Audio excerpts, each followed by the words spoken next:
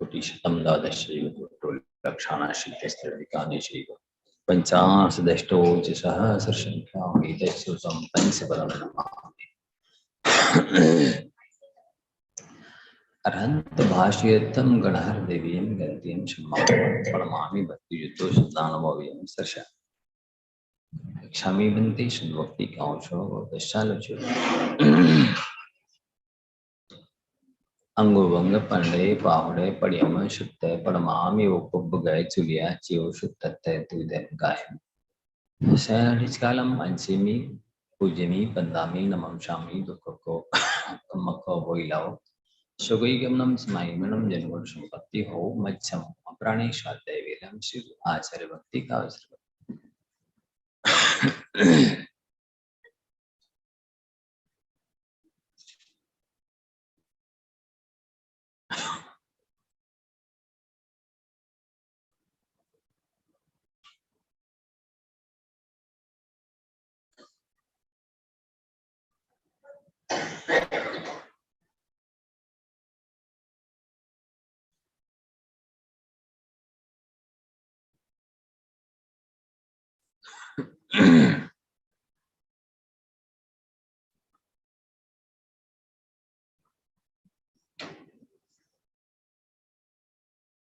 गुरुवाह पांतु no नित्यम ज्ञान दर्शन नायका चरित्राणो गंभीरा मोक्ष मार्ग उपदेश का क्षणवंती आर्यवक्ति कांसो दशालोचो सम्मनान सुंदसन सम्मचरी युक्तान पंचविहाचारणम ऐरियणम ऐराति सुंदरपदेशनम वचनम तीरेण गुणपादरेणम सबसवनम स्यानिचकलम हंसिमी पूजमी बंदामी नमक्षामी दुखको कमको वही लाओ सोई गमनम समाई मरणम जिनगुण संपत्ति हो बच्चा बोलिए त्रिकालवर्ती नौ देवताओं की आदिनाथ भगवान की आचार्य गुरुवर श्री विद्यासाई जी महाराज की परम पूज्य मुनिवर श्री नदो साई जी महाराज की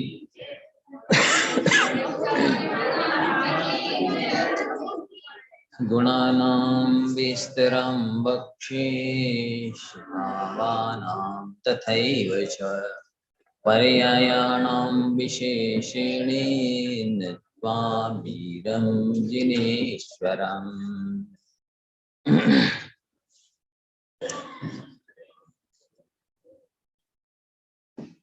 कल चर्चा चली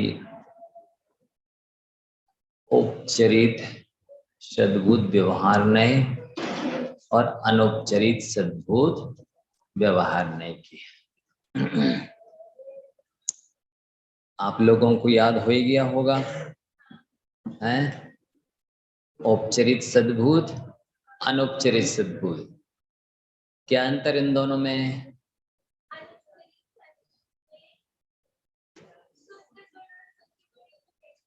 शुद्ध गुणगुणी में भेद बताने वाला, शुद्ध गुणगुणी का संबंध बताने वाला अनौपचारिक सद्भुत व्यवहार नए है, और बहुत बढ़िया अशुद्ध गुणगुणी का संबंध बताने वाला, भेद बताने वाला औपचारिक असद्भुत व्यवहार, सद्भुत व्यवहार है ना? रट गई परिभाषा सबको? शुद्ध गुणी गुणी का संबंध बताता कौन? अनौपचारिक सद्भुत व्यवहार है, और अशुद्ध गुण गुणी का संबंध या व्यवहार या जो भी औपचारिक सद्भुत व्यवहार है।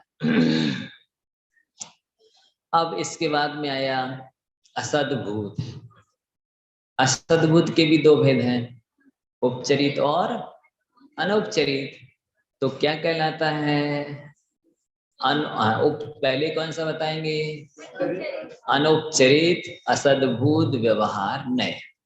अनौपचरित असद्भूत व्यवहार नय किसे कहते हैं? संश्लेष संबंध को विषय करने वाला अनौपचारिक असद्भूत व्यवहार नय है। और संश्लेष रहित संबंध को विषय करने वाला औपचारिक असद्भूत व्यवहार नय है। ठीक है, ये परिभाषाएं अच्छी तरह दिमाग में बिठा लेनी चाहिए और इनके दृष्टांत बिठा लो। फिर इतना ही नहीं है, जो जो इसके अंतर्गत आएगा वो सब उसमें घटाते जाए। शुद्ध गुणगुणी में बताना है अपन को, तो जितने भी अकेला केवल ज्ञान ही नहीं लेना। आत्मा की जितनी शुद्ध गुण है तो उनका आत्मा से जो संबंध बताया जा रहा है कि इस आत्मा सिद्धों में केवल ज्ञान है, केवल दर्शन है, अनंत बल है, छायक सम्यक आदि आदि जो भी बता रहे, कौन से नए की चर्चा चल रही है? बोलो। अनौपचारिक सद्भूत व्यवहार नए। शुद्ध होना चाहिए, कोई भी हो, सामान्य हो चाहे विशेष हो, शुद्ध गुणगुणी की चर्चा होना चाहिए। फिर जितने भी छापसमिक औपसमिक आदि या शुद्ध भावों की चर्चा है वो उपचरित में आ जाएगी। हाँ कह सकते, बिल्कुल कह सकते। धर्म द्रव्य स्वयं चलते हुए जीव और पुद्गलों को चलाने में धर्म द्रव्य सहायक होता है। कौन से नए का विषय है? बताओ। क्योंकि दो द्रव्य आ गए ना, दो द्रव्य। अरे जीव पुद्गल हम भिन्न है, द्रव्य धर्म द्रव्य भिन्न है। चलाने वाला वो है, चलने वाले हम हैं। दो द्रव्यों का संबंध आ गया ना। उसी में यदि घटाएंगे कि धर्म द्रव्य में अमूर्तिकपना है, तो ये कौन से द्रव्य का विषय है, कौन से नए का विषय है? जब ये कहेंगे तो वो आएगा अनौपचारिक सद्भूत व्यवहार नए में। सहायता करना है तो वो दूसरे द्रव्य आ गया ना। हाँ, इसलिए वो उपचरित में चला गया।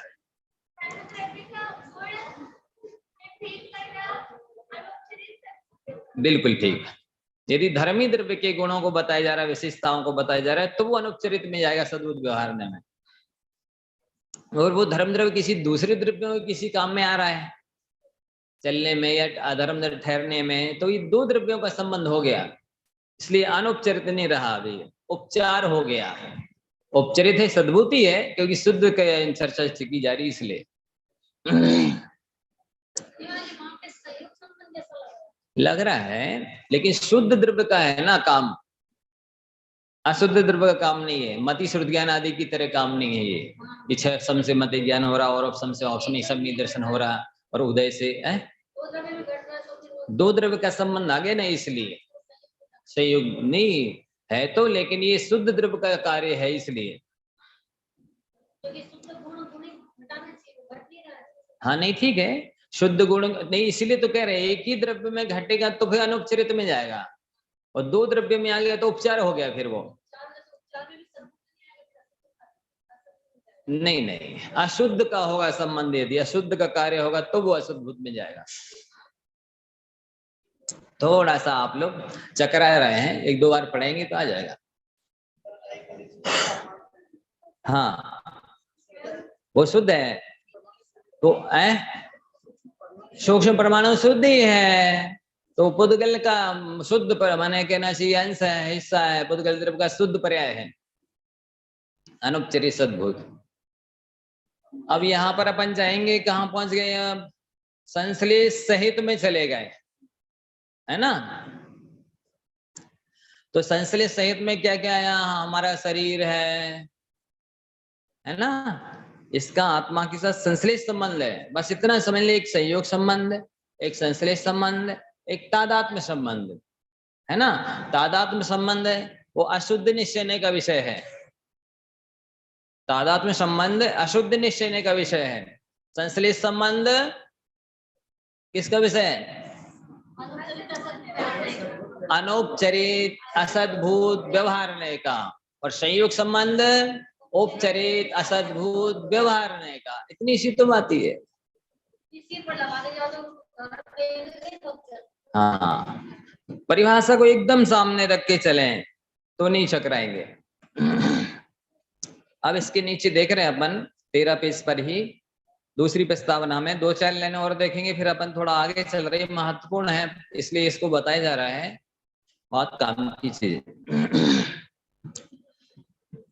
देखो इन्होंने दिया है प्रस्तावना, दूसरी प्रस्तावना के तीसरे पैराग्राफ में, भेद प्रतिभेदों की अपेक्षा ना रखकर द्रव्यान योग में प्रयाण, निश्चय व व्यवहार ऐसे 2 नियमों का उल्लेख पाया जाता है। भेद प्रतिभेदों की अपेक्षा वहां नहीं रखी जाती। आप समयसार ग्रंथराज पढ़ने जाएंगे, वहां केवल निश्चय और व्यवहार 2 ही नहीं मिलेंगे। लेकिन आपने आलाप पद्धति नहीं पढ़ी है, नए चक्र नहीं पढ़ा है, इनकी परिभाषाएं आपको मालूम नहीं है, तो सही सही आप नहीं समझ पाएंगे समयसार को। देखो औपचारिक असद्भुत व्यवहार नय की दृष्टि से, कौन से नय की? औपचारिक असद्भुत। सद्भुत की चर्चा नहीं है, निश्चय की भी नहीं है, अशुद्ध निश्चय की भी नहीं है, सद्भूत की भी नहीं है, सद्भूत की औपचारिक अनौपचारिक की भी नहीं है। किसकी चर्चा है? असद्भूत की। असद्भूत में भी औपचारिक की, जो उपचार किए जा रहा है, संयोग वाले की, जिसका विषय संयोग है, उस नय की चर्चा चल रही है। जो संयोग को बताता है, विषय करता है, चर्चा करता है, समझता है, समझाता है, उसकी चर्चा। तो औपचारिक असद्भुत व्यवहार नय की दृष्टि से एक जीव दूसरे जीव को मारता है। यदि सर्वथा समयसार में जैसे कहा है एक जीव दूसरे जीव को मारता है, ऐसा जो मानता है वो मिथ्या दृष्टि है। एक जीव दूसरे जीव को जिलाता है, ऐसा जो मानता है वो मिथ्या दृष्टि है। एक जीव दूसरे जीव को सुखी करता है, दुखी करता है, ऐसा जो मानता है वो मिथ्या दृष्टि है। पर ये तो यहाँ पर है, इसका विषय बताया जा रहा है औपचारिक असद्भुत व्यवहार का। तो जिसकी दृष्टि में ये औपचारिक असद्भुत व्यवहार नहीं है, वो मिथ्या दृष्टि है। समझ में है?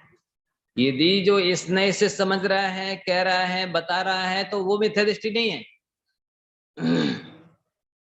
इसलिए औपचारिक असद्भुत व्यवहार ने आपकी दृष्टि में होना चाहिए कि इस दृष्टि से कोई किसी को मारता है तभी तो उसे पाप का बंध होता है, कोई किसी को बचाता है तभी तो उसको पुण्य का बंध होता है। यदि ये सही नहीं होता तो उसको पाप बंध नहीं होना चाहिए मारने वाले को, और बचाने वाले को पुण्य बंध नहीं होना चाहिए। नहीं तो फिर ये सारा करना नहीं होगा, गड़बड़ हो जाएगा, बेकार हो जाएगा। तो मारता भी है, बचाता भी है, और ये दृष्टिकोण को अपने ध्यान में नहीं रखता है, इसको नहीं समझता, तो वो मिथ्या दृष्टि भी होता है। ये अपन को समझना है। हाँ बिल्कुल लगेगा। ये आ रहा ना, अनौपचारिक असद्भुत व्यवहार से आप व्रतों को पालते हैं। अनौपचारिक उपचार नहीं है, ये ऊपर से नहीं थोपा जा रहा, अंतरंग में क्षेपसम हुआ है, भाव हुआ है आपका व्रत पालने का। ये संश्लेष है आपके उन भावों के साथ में। तादात में नहीं कहेंगे, क्योंकि तादात में तो त्रैकालिक होता है ना, आत्मा का ज्ञान के साथ त्रैकालिक संबंध है, इसलिए तादात में संबंध नहीं है, संश्लेष संबंध है। आप व्रतों को पालते हैं, ये अनौपचारिक असद्भुत व्यवहार का विषय है। यदि आप ये नहीं समझते हैं तो आप काय के व्रती हैं? हाँ हाँ, अब वो 2 द्रव्य का संबंध हो गया, इसलिए औपचारिक में चला जाएगा। औपचारिक असद्भुत व्यवहार से आप भगवान की पूजा करते हैं, हैं? नहीं तो दो द्रव्य का संबंध हो गया ना, संश्लेष रहित संबंध जहां हो जाएगा वो कोई भी हो, भगवान और आत्मा, जहां भी दो द्रव्य आएंगे संश्लेष रहित संबंध होगा, वहां पर उपचरित असद्भुत व्यवहार नहीं आएगा। और जहां अपने आप में ही अंतरंग में हो रहा है कोई प्रक्रिया तो वो संश्लेष सहित है, इसलिए अनुपचरित असद्भुत व्यवहार नहीं का विषय कहलाएगा।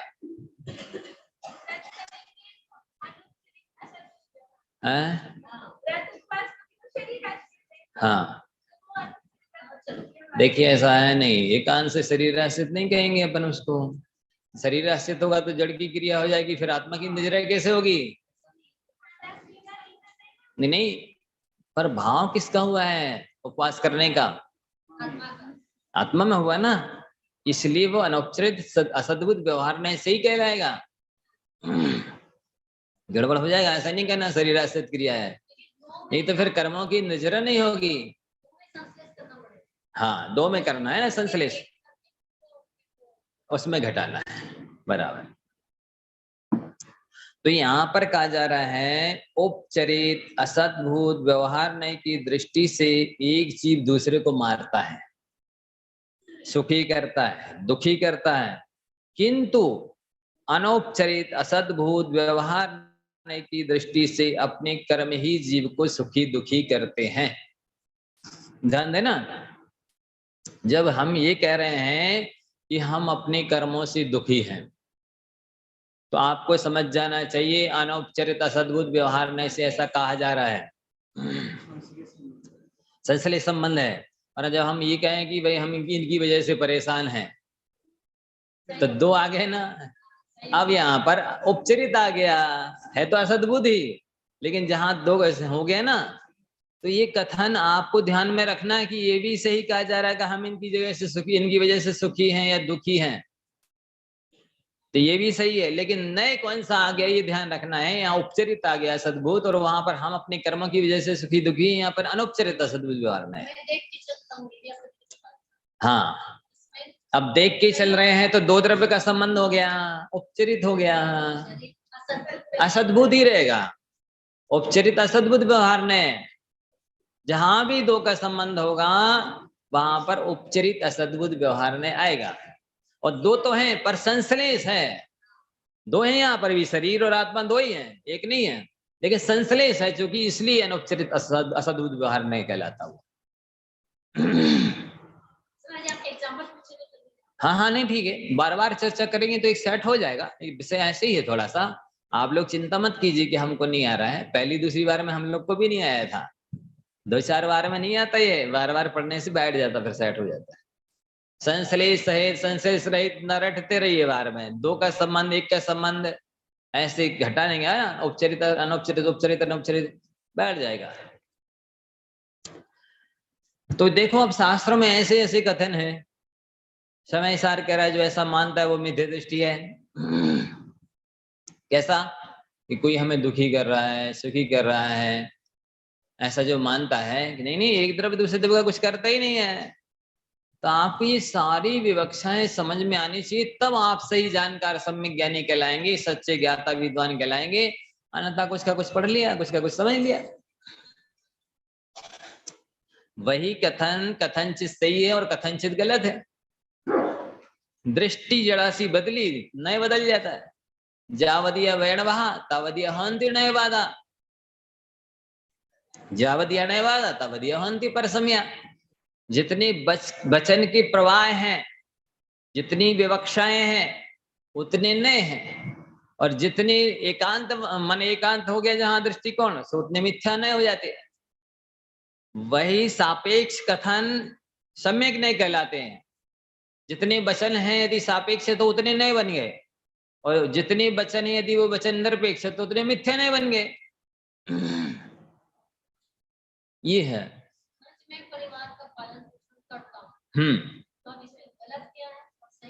देखो यदि आप ये मानते हैं कि औपचारिक असद्भुत व्यवहार नए से हम परिवार का पालन पोषण कर रहे हैं तो सही है, और ये नए आपकी दृष्टि में नहीं है तो आप मिथ्या दृष्टि है। तो मतलब इन नए में हम क्या मानना चाहिए? जी तो कह रहे हैं औपचारिक असद्भुत व्यवहार नए। नहीं नहीं बोलते नहीं रहेंगे, लक्ष्य में दृष्टि में तो रखेंगे कि हम परिवार का पालन पोषण औपचारिक असद्भुत व्यवहार नहीं से कर रहे हैं,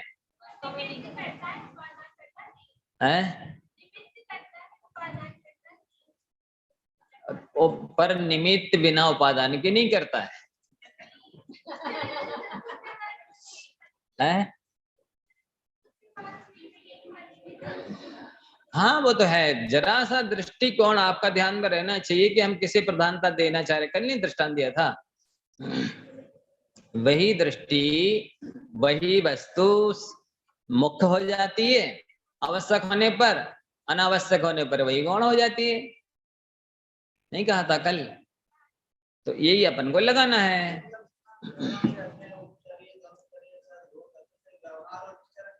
नहीं तो ये क्लियर नहीं होगा ना कि संश्लेष संबंध की चर्चा कर रहे हैं कि संयोग संबंध की चर्चा कर रहे हैं कि तादात्म्य संबंध की चर्चा कर रहे हैं, क्लियर नहीं हो पाएगा ना।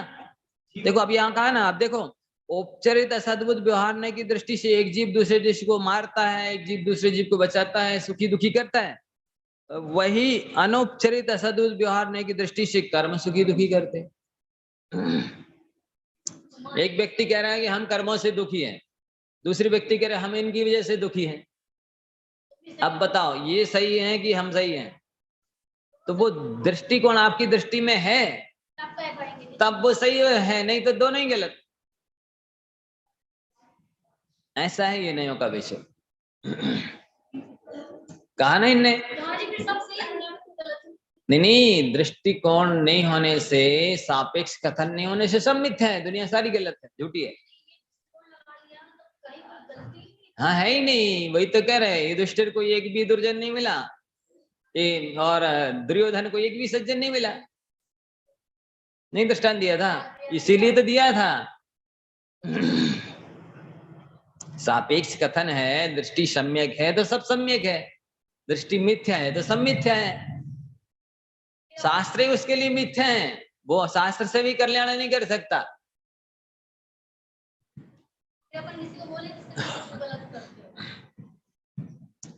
बोल भी सकते नहीं भी बोल सकते, दोनों बातें हैं। नहीं नए से तो सब कुछ किया जा सकता है, बिना नए के सब अन्याय है, नए है तो न्याय है, बिना नए के सब अन्याय है, ऐसा है। हाँ हाँ बोलो, चोर किस नए से चोर है? चोर किस नए से चोरी करता है? औपचारिक सदुर्व्यवहार नए से। यदि ये नया आपकी दृष्टि में नहीं है तो वो चोर ही नहीं है, उसको पाप बंद भी नहीं होना चाहिए, उसको सजा भी नहीं मिलनी चाहिए, ऐसा है। ये नए सब सही हैं, इनको समझना बहुत ही जरूरी है, जो लोग महत्व नहीं देते हैं, बहुत महत्वपूर्ण है। कौन से नए से पापी है, कौन से नए से पुण्यात्मा है, धर्मात्मा है, बहुत अच्छा अच्छा कथन है। अब चलते हैं आगे।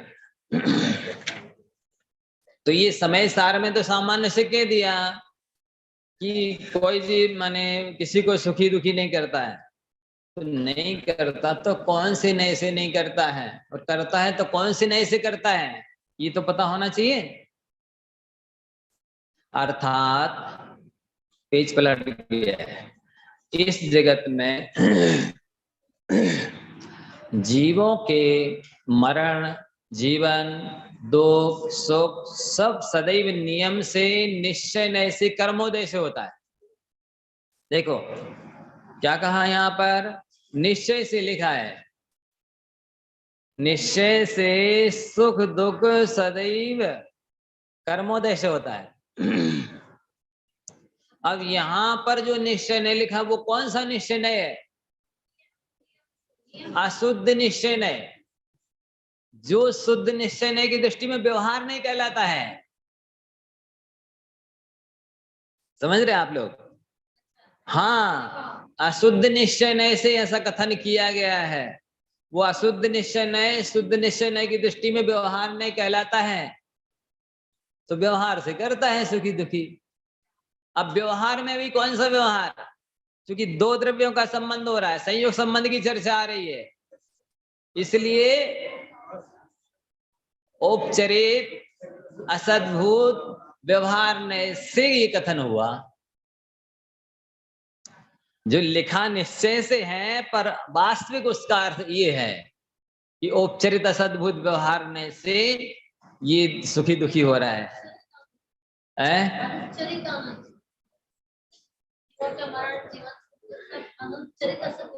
अनौपचारिक असद्भुत व्यवहार नय से, संश्लिष्ट संबंध तो अनौपचारिक से, संयुक्त संबंध तो औपचारिक से। इतना तो अंतर ध्यान रखना ही है आपको, इसलिए बार बार बोल रहे हैं। अब दूसरे की नीचे की पंक्ति देखो, तीसरी पंक्ति में आगे क्या कह रहे हैं। यह कथन, कौन सा कथन, कि जगत में जीवों के मरण जीवन सुख दुख सभी निश्चय से होते, ये जो कहा है, तो यह कथन यद्यपि अनौपचारिक असद्भुत व्यवहार नय की दृष्टि से है। निश्चय में कौन सा लेना है, निश्चय नहीं लेना, वहां जो निश्चय है उसका अर्थ है अनौपचारिक असद्भुत व्यवहार नय। लेकिन ये जो अनौपचारिक असद्भुत व्यवहार नय है, यह भी आगे बढ़ो, तथापि औपचारिक असद्भुत व्यवहार नय की अपेक्षा से इसको निश्चय कहा गया है। इसके अपेक्षा तो वो जो निश्चय लिखा है वो झूठ नहीं लिखा, निश्चय कहाँ है, लेकिन इसकी दृष्टि में, असद्भुत व्यवहार नय की दृष्टि में वो निश्चय है। ऐसा एक में कार्यक्रम चल रहा है। हाँ, इसलिए संश्लिष्ट संबंध है, इसलिए। अब आगे गाथा दी है, व्यवहारस्य द्वादा पुग्गलकम्मं करेणेयविहं तम सेव पुणो वेयै पुग्गलकम्मं अणेयविहं निश्चयनेयस्यैवं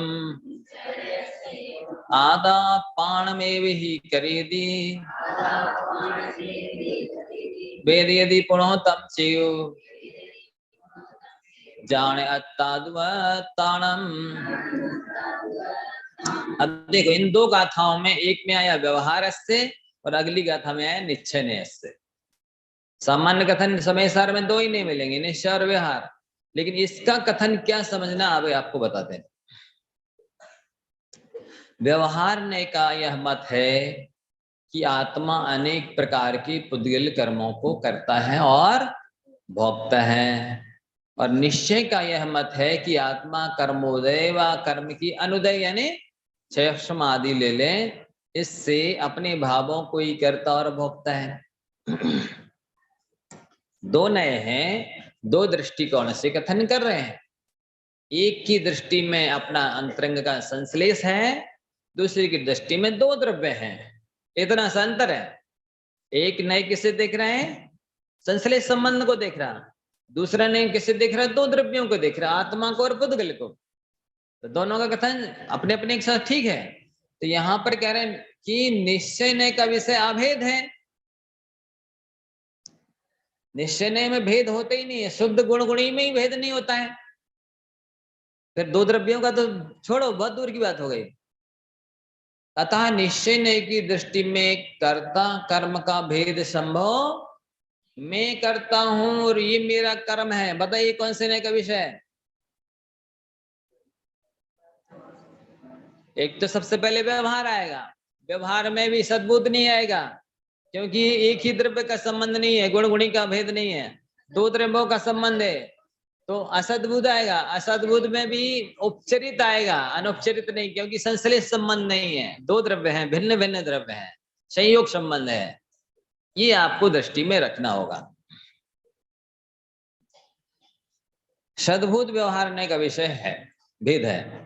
माने जब भी सद्बुद्ध की चर्चा करेंगे, यानी दो भेद की चर्चा की जा रही है, तो दो को दृष्टि में रखकर किया जा रहा। आत्मा पुद्गल कर्मों का कर्ता भोक्ता है। बोलिए, पौद्गलिक कर्मों को करता भी है, भोगता भी है। बोलो कौन से नए से, फिर गड़बड़ हो गया, संश्लेष आ गया ना यहाँ। अनौपचारिक असद्भुत व्यवहार नए से, फिर भूल जाते इतने जल्दी।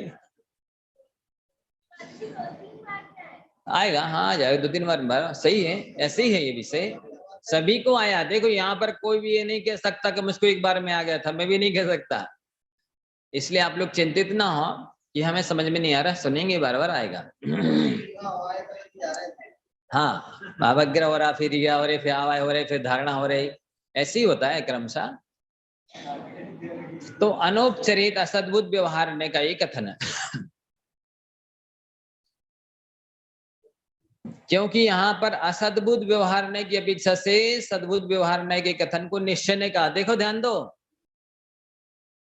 असद्भुत व्यवहार की अपेक्षा से सद्भुत को निश्चय कहा, और सद्भुत को भी अशुद्ध निश्चय की दृष्टि में व्यवहार कह देंगे, और निश्चय अशुद्ध निश्चय को निश्चय कह देंगे, और शुद्ध निश्चय की दृष्टि में अशुद्ध निश्चय व्यवहार है। ऐसा है ये कथन।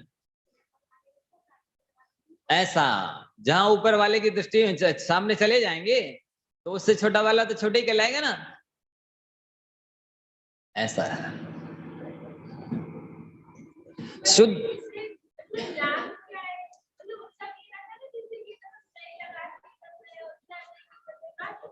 नहीं नहीं, अंतर बहुत है। देखो, जो एक बिना जिसकी दृष्टि में ये नहीं है कि मैं किस नए से क्या कर रहा हूं, क्या मान रहा हूं, क्या सोच रहा हूं, तो वो तो मिथ्या दृष्टि कहलाएगा।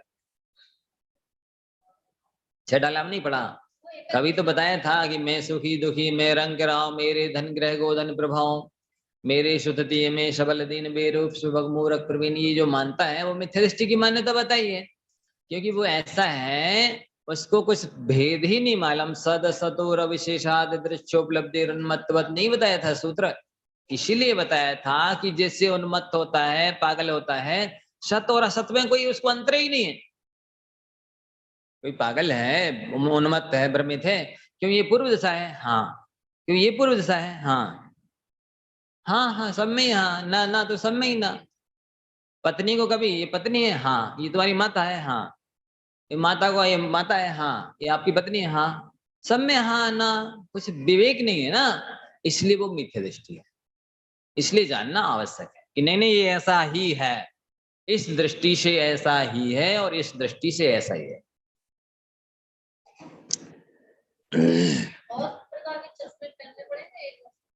हाँ वो तो है ही। देखो, जो रोग है वही चश्मा पहनना पड़ेगा। हाँ, पीली है तो पीला चश्मा पहनना, हरा चश्मा पहनना पड़ता है।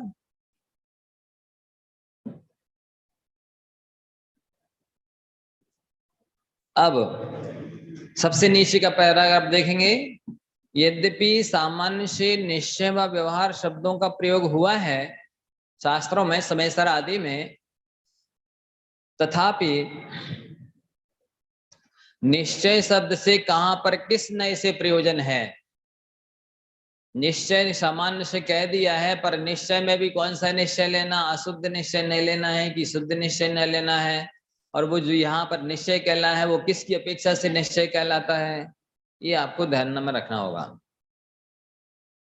और व्यवहार शब्द से किस नए से प्रयोजन, व्यवहार तो सामान्य से कह दिया, व्यवहार के दो भेद हैं, सद्भूत असद्भूत। तो सद्भूत के भी दो भेद हैं, औपचारिक अनौपचारिक, असद्भूत के भी दो भेद हैं, औपचारिक अनौपचारिक। तो आपको दृष्टि में रखना होगा कि चार में से कौन सा व्यवहार है ये। इसका ज्ञान हुए बिना द्रव्यानुयोग का यथार्थ भाव नहीं भास सकता। ये नहीं पढ़ते और सीधा समय सार पढ़ने बैठ जाते हैं, इसलिए वो भ्रमित हो जाते हैं, अपने को शुद्ध बुद्ध मानने लग जाते हैं, और फिर सब व्यवहारिक जो आचरण है, क्रियाकांड है, सबको छोड़ बैठते हैं। सुबह ना यहीं के रहे ना वहीं के रहे, ना श्रावक ही रहे ना साधु ही रहे, दोनों से भ्रष्ट हो गए। ऐसा होता है। अब अपन चलते हैं थोड़ा आगे, इसको अब विषय छोड़ देते हैं, मूल ग्रंथ पर आ जाते हैं। चलिए, अब आपको दूसरा प्रश्न नंबर 33 हिंदी व्याख्या, जहां से ग्रंथराज शुरू हो रहा है। गुणानां विस्तरं वक्षे स्वभावानां तथैव च पर्यायाणां विशेषेणे नत्वा वीरं जिनीश्वरम्। पढ़िए आप लोग।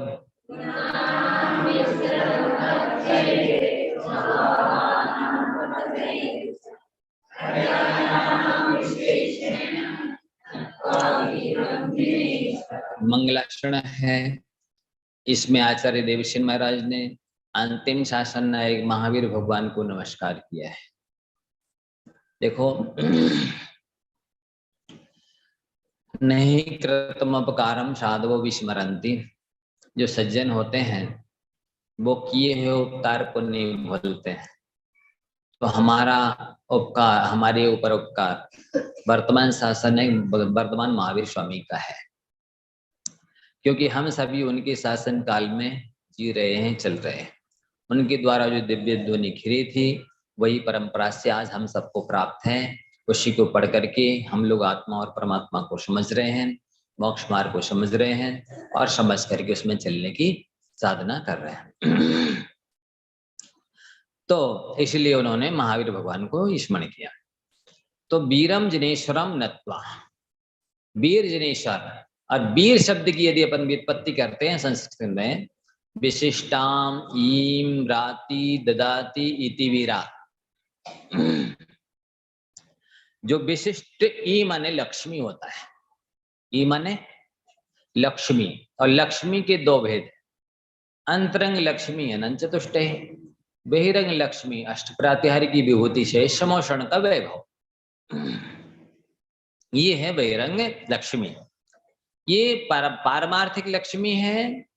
व्यवहारिक लक्ष्मी में धन है, ज्ञान है, ऐश्वर्य है, प्रतिष्ठा है, ये सब भी लक्ष्मी के अंतर्गत आते हैं। तो जो महावीर भगवान है वो कैसे हैं? इन सभी लक्ष्मियों को देने में सक्षम है।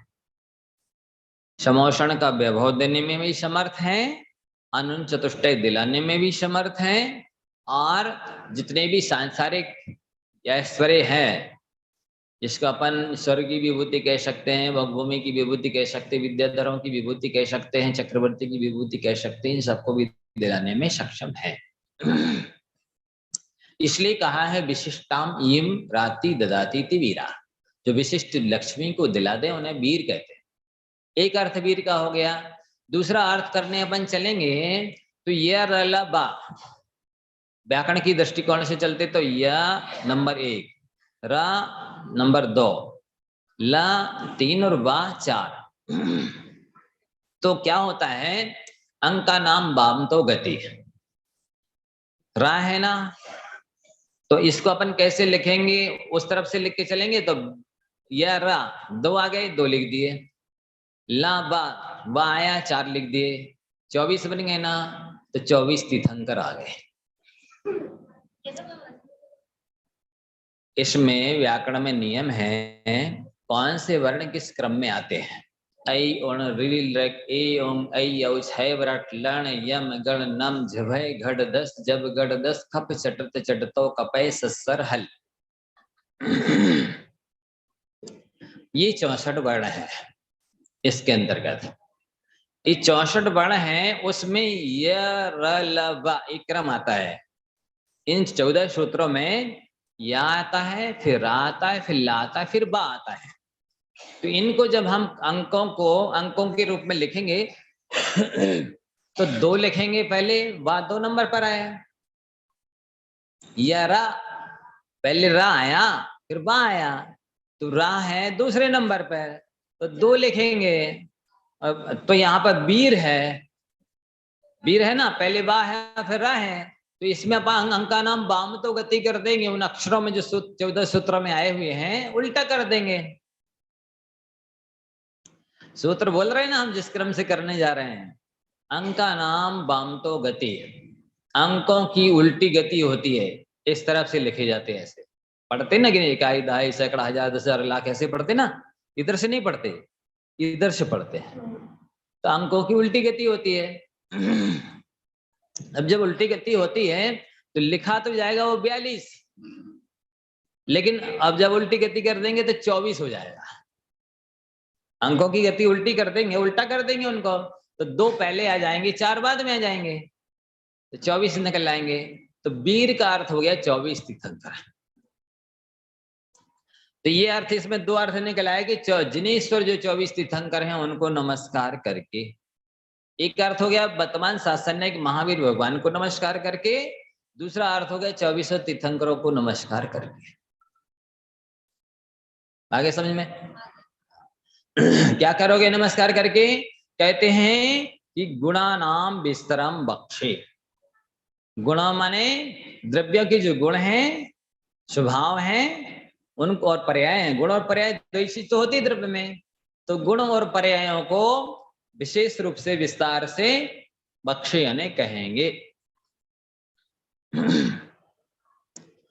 आगे समझ में? द्रव्य के गुणों को, द्रव्य की पर्यायों को, द्रव्य के स्वभावों को हम इस ग्रंथ में विस्तार से वर्णन करने जा रहे हैं। क्या करके? महावीर भगवान को अथवा 24 तीर्थंकर भगवान को नमस्कार करके। अब देखिए, आपको एक प्रश्न उठना चाहिए कि ग्रंथ लिखा जाता है तो उसमें मंगलाचरण क्यों किया जाता है? तो अब इसमें एक कार्य दी हुई है नीचे, धवल पुस्तक 1 पृष्ठ 7 पर ये कारिका आई हुई है। कौन सा धवल ग्रंथ? जिसकी आप श्रुत पंचमी को पूजा करते हैं, जो साक्षात द्वासा निर्माणी माता का अंश माना जाता है। सबसे प्राचीन और प्रामाणिक माना जाता है। उस ग्रंथ में ये प्राकृतिक गाथा आई हुई है। उसमें ये नियम दिया हुआ है कि आचार्य भगवंत पहले 6 चीजों का वर्णन करें, इसके बाद में ग्रंथ लेखन शुरू करें। मंगल निमित्त हेयु परिमाणम नाम तहैक तारम बागरी छप्पी पच्छा बखाणौ सत्यमायरियो। बोलिए आप लोग।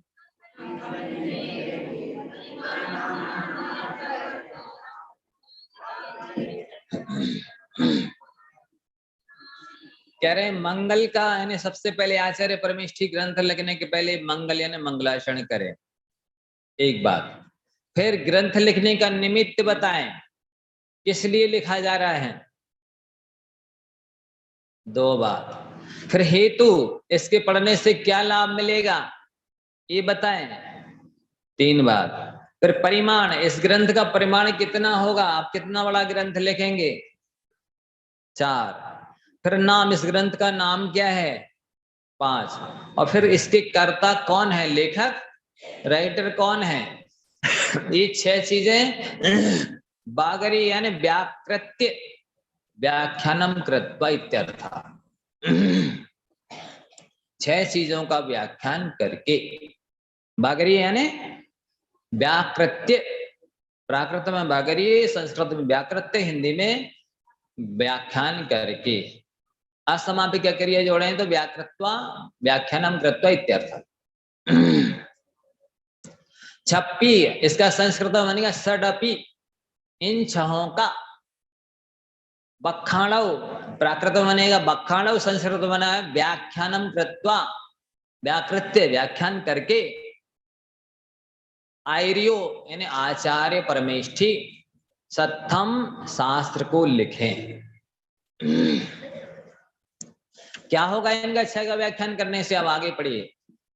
सबसे पहले सामने वाले ने, आचार्य परमेष्ठी ने कहा कि आपको ग्रंथ लिखने के पहले मंगलाचरण लिखना है, मंगलाचरण करना है। तो सामने वाला पूछता है मंगलाचरण करने से होता क्या है? अब बता रहे हैं। मंग शब्दो ये मुद्दिष्ट पुण्यस्यार्थाविध पुण्यार्थस्याविधायकः कल्लातित्युच्यते सद्भिर् कल्लातीत्युच्यते सद्भिर् मंगलम मंगलार्थिभिः। मंग शब्दोऽयमुद्दिष्टः पुण्यार्थस्याविधायकः कल्लातीत्युच्यते सद्भिर् मंगलम मंगलार्थिभिः। पापम मलमिति प्रोक्त मोपचार समाश्रयात् तद्धि गालयतीत्युक्तम् मंगलम पंडितैर्जनैः पापम मलमिति प्रोक्त।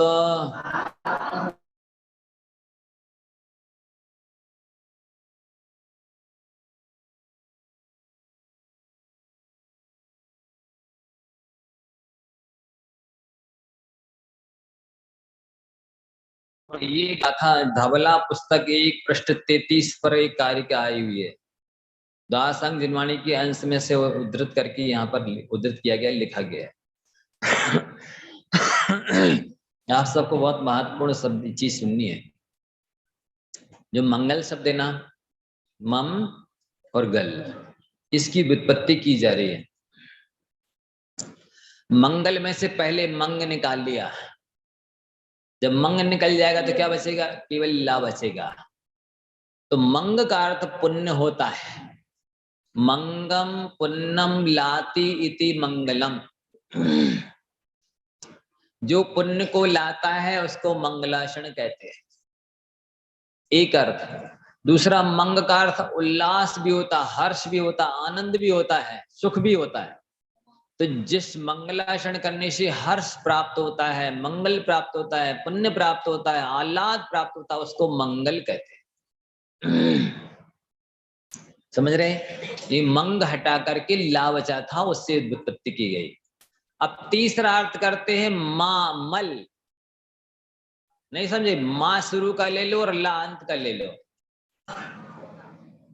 मंगल में मां शुरू का ले लो और ला अंत का ले लो, तो मल बन गया और बीच में बचा गा। समझ गए? मां शुरू का लिया, ला अंत का लिया, सो बन गया मल, और बीच में बचा गा, तो मलम गालयति इति मंगलम।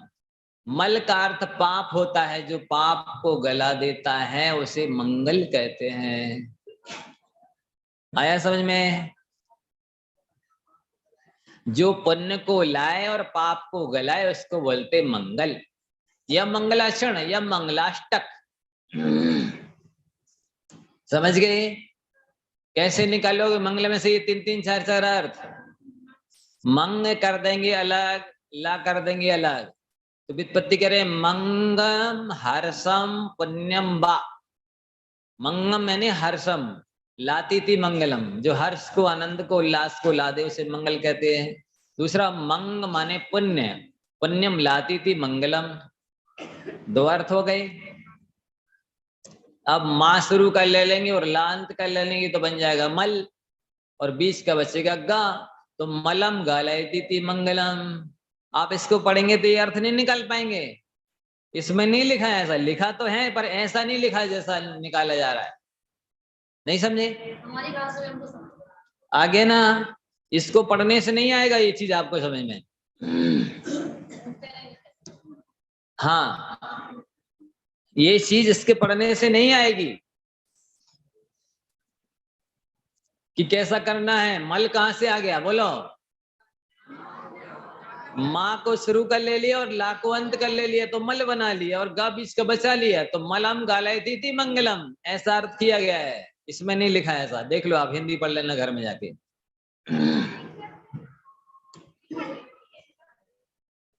अभी तो संपादक को पूछना पड़ेगा। हाँ, तो ये विशेषता है मंगलाचरण की। मंगलाचरण करने से पहले के बंधे हुए पाप नष्ट होते हैं, एक बात।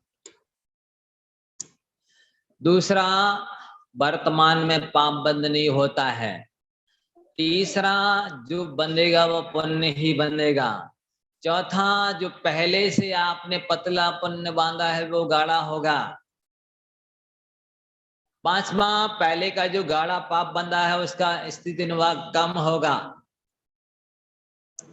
पुण्य का अनुभाग बढ़ेगा और पाप का स्थिति अनुभाग दोनों घटेगा, क्योंकि पाप की स्थिति जो है वो पाप रूप ही है। कर्मकांड में सुना होगा ना अभी आपने कि समस्त प्रकृतियों की स्थिति पाप रूप है ना?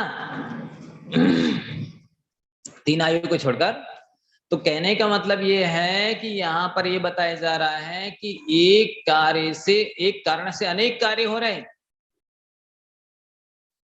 मंगलाचरण करना एक कारण है और कार्य कितने हो रहे हैं। इसलिए आप सबको अपने अपने घातिया कर्मों के स्थिति अनुभाग घटाना है।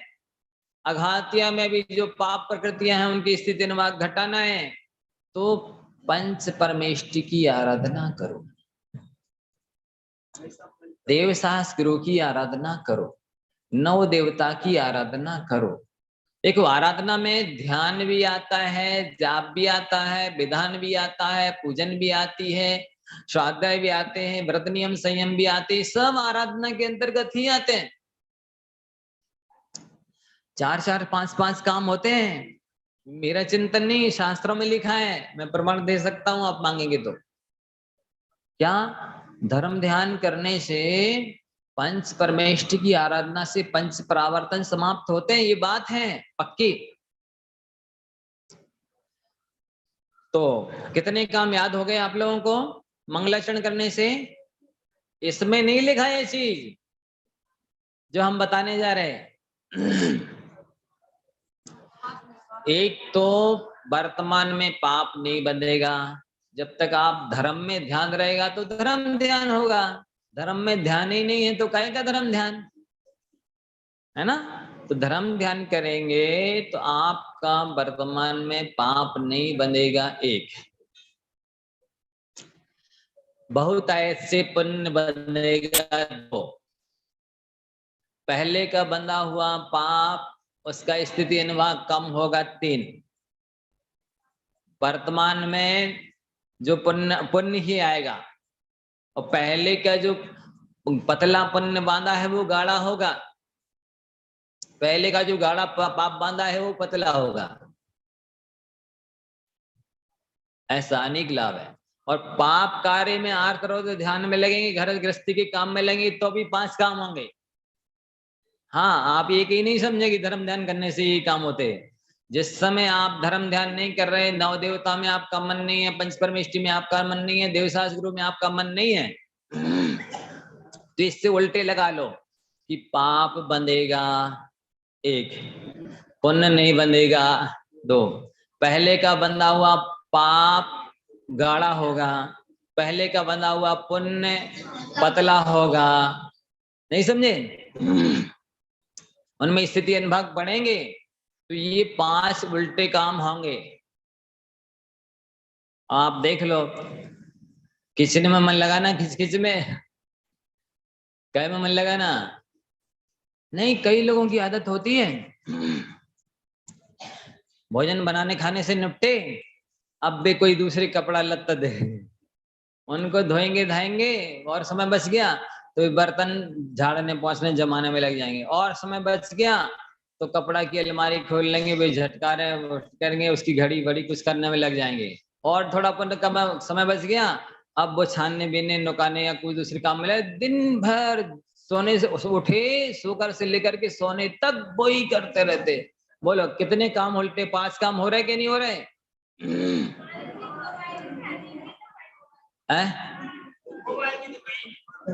हाँ, मोबाइल में भी नहीं। हमने क्या कह दिया? धर्म में ध्यान नहीं है तो फिर वो अधर्म ध्यान है। सीधी बात। धर्म में ध्यान हो तो धर्म ध्यान, धर्म में ध्यान तो है ही नहीं तो काहे का धर्म ध्यान? अब वो कुछ भी करो, चाहे लैपटॉप देखो, चाहे मोबाइल देखो, चाहे कुछ भी देखो, टीवी देखो, और चाहे भोजनशाला देखो, कुछ भी देखो, घर देखो। हाँ, ये बात अलग है कि आप मन में पढ़ते रहे और मजबूरी से करते रहे कोई काम, तो फिर बहुत अंतर पड़ जाएगा। ऐसा आप लोगों की बातें ही नहीं कर रहे हम तो उनकी बात कर रहे हैं जो ऐसा नहीं करते। तो यहाँ पर समय तो हो ही गया। ये अर्थ आपको मंगलाचरण के समझ में आए ना? ऐसा है, ये बहुत महत्वपूर्ण है। वर्तमान में एक धारा चल रही है कि नहीं नहीं, ये शुभोपयोग से तो पुण्य बंद होता है, चाहे विधान करो, पूजा पाठ करो, व्रत नियम संयम पालो, ये सब पुण्य के काम है, इससे पुण्य बंद होता है। और पुण्य और पाप तो दोनों समान है, एक सोने की बेड़ी एक लोहे की बेड़ी है। ये सारा विषय बहुत गंभीरता से समझने जैसा है। क्या कहा? धर्म में ध्यान हो तो धर्म ध्यान, चाहे मोबाइल देखो चाहे कुछ भी देखो, और धर्म में नहीं है ध्यान तो अधर्म ध्यान, चाहे सो यहाँ बैठे रहो चाहे मंदिर में बैठे, सीधी बात। कहाँ बैठे हुए इस महत्वपूर्ण नहीं, क्या देख रहे हो ये महत्वपूर्ण नहीं, ध्यान किसमें है ये महत्वपूर्ण है। बस समय हो गया, इसलिए अब इसको आगे तो ज्यादा खींच नहीं सकते। जा वाणी के ज्ञान ते सुजय लोकालोक, सो वाणी मस्तक नमो सदा देते हो धो।